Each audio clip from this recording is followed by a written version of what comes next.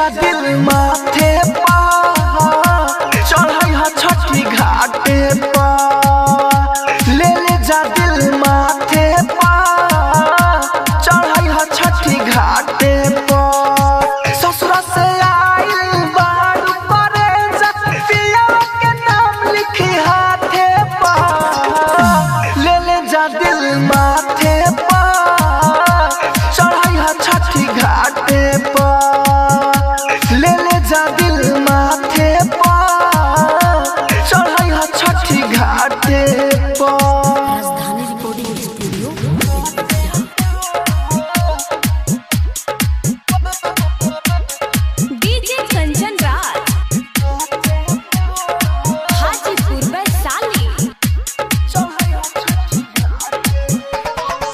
हमारा के छोड़ी तू तो कइले लू शादी दिलवा के हमारा बनई हमर शादी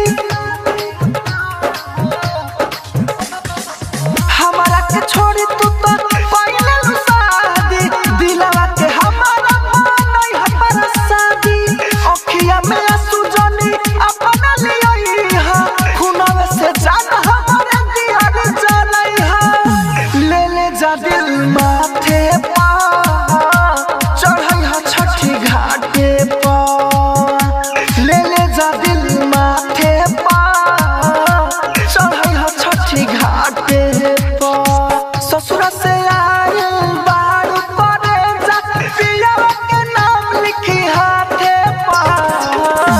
ले जा दिल माथे पा चढ़ई हा छठी घाटे पा। राजधानी रिकॉर्डिंग स्टूडियो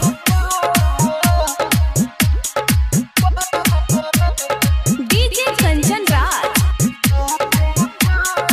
हाजीपुर वैशाली।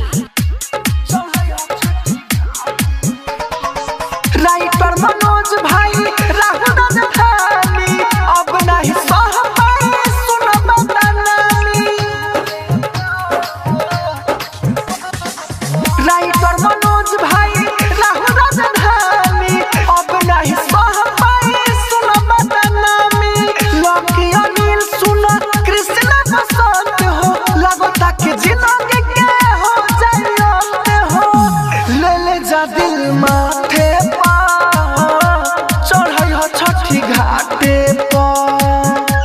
ले जा दिल माथे पा चढ़ई हा छठी घाटे